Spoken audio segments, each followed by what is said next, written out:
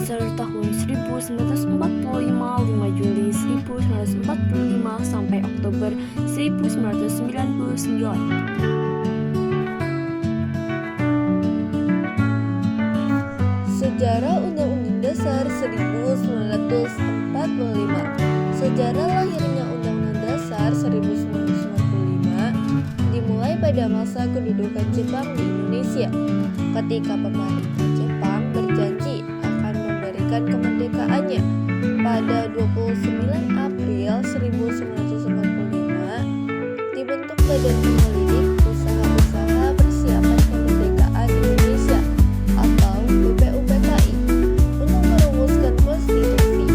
BPUPKI dipimpin oleh KRT Regiman Wedioningrat dan terdiri dari 68 anggota, termasuk tokoh-tokoh penting seperti Soekarno dan Muhammad Hatta. Sidang pertama pada tanggal 29 Mei sampai 1 Juni 1945. Sidang pertama BPUPKI membahas dasar negara dan dihadiri oleh tokoh-tokoh seperti Muhammad Yamin, Supomo, dan Soekarno. Yamin mengusulkan 5 asas yang dikenal sebagai Pancasila, sementara Soekarno memperkenalkan konsep Pancasila pada 1 Juni 1945 yang terdiri dari 1. Kebangsaan Indonesia, yaitu menegaskan identitas dan persatuan bangsa. 2. Internasionalisme atau perikemanusiaan, yaitu mengedepankan nilai kemanusiaan. 3. Mufakat atau demokrasi, yaitu menyiratkan pentingnya musyawarah dalam pengambilan keputusan. Yang keempat, kesejahteraan sosial, yaitu fokus pada keadilan dan kesejahteraan bagi seluruh rakyat. Yang kelima, ketuhanan yang Maha Esa, yaitu menghormati keberagaman keyakinan spiritual di masyarakat. Sidang ini tidak mencapai kesepakatan akhir sehingga dibentuk panitia 9 untuk merumuskan lebih lanjut. Sidang kedua 10 sampai 17 Juli 1945. Sidang kedua BPUPKI berfokus pada rancangan UUD dan sistem pemerintahan. Panitia perancang UUD dibentuk di bawah pimpinan Soekarno dan menghasilkan rancangan yang mencakup pembukaan batang tubuh serta penjelasan UUD. Dalam sidang ini, Piagam Jakarta dijadikan inti pembukaan UUD, meskipun ada perubahan kalimat terkait syariat Islam untuk menjaga persatuan. Pada 17 Juli 1945, rancangan UUD diterima oleh BPUPKI.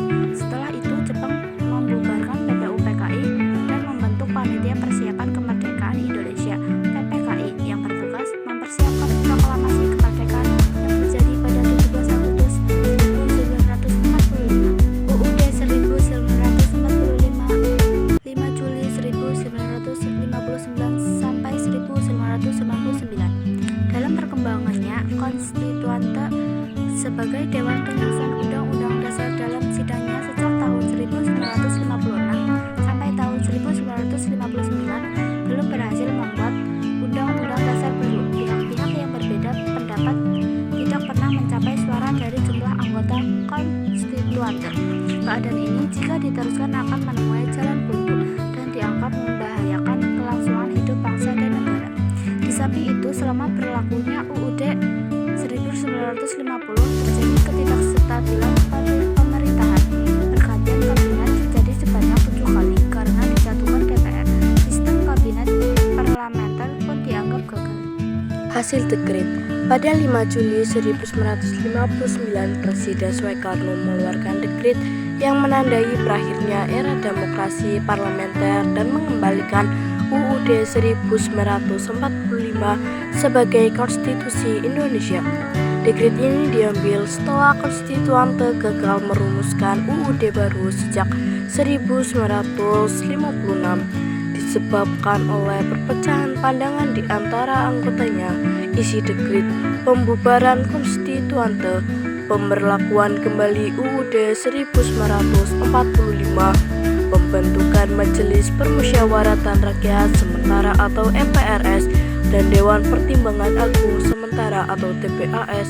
Dekret ini menyelamatkan negara dari kritis politik dan membuka jalan bagi penerapan demokrasi terpimpin di di mana Soekarno mengambil peran dominan dalam pemerintahan hingga 1946.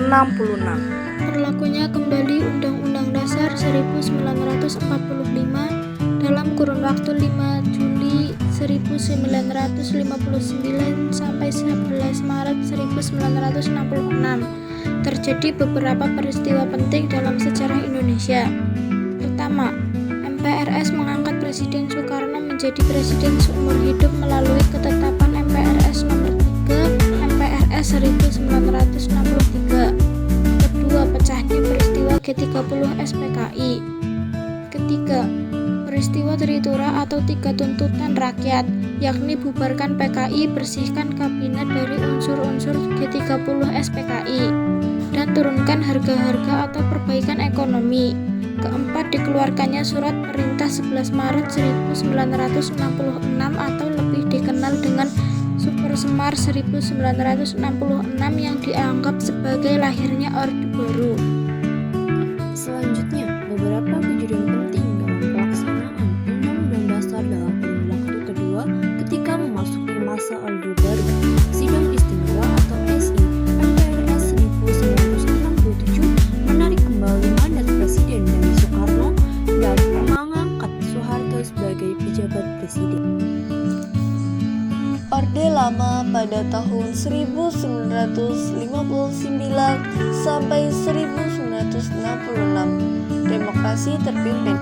Penerapan UUD 1945. Presiden Soekarno memegang kekuasaan besar dengan sistem demokrasi terpimpin. Pasal 4 UUD 1945 yang dimanfaatkan untuk memperkuat kekuasaan presiden. Ciri-ciri era ini: penghapusan multipartai dan pengaruh kuat militer, kebijakan ekonomi dan politik yang memusatkan kekuasaan di tangan presiden, munculnya konflik internal seperti PKI pada tahun 1965. Sidang Umum MPRS 1968 lalu mengangkat Soeharto sebagai presiden tetap sampai terpilihnya presiden hasil pemilu 1971. MPRS menjalankan tugas dan wewenangnya sampai MPR hasil pemilu 1971 terbentuk. Sidang Umum MPR 1973 menetapkan GBHN dan memilih presiden serta wakil presiden.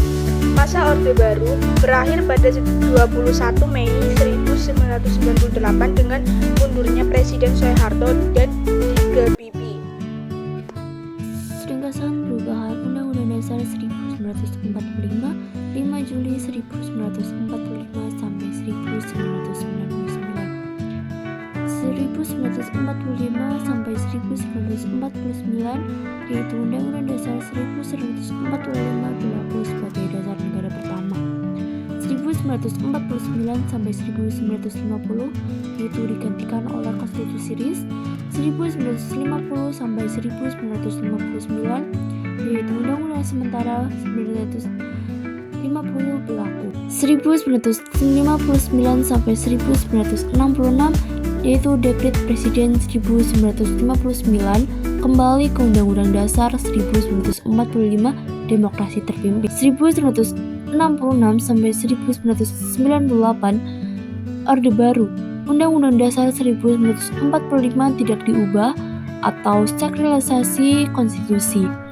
Yang terakhir 1998 sampai 1999 yaitu awal reformasi dan tahap pertama amandemen Undang-Undang Dasar 1940.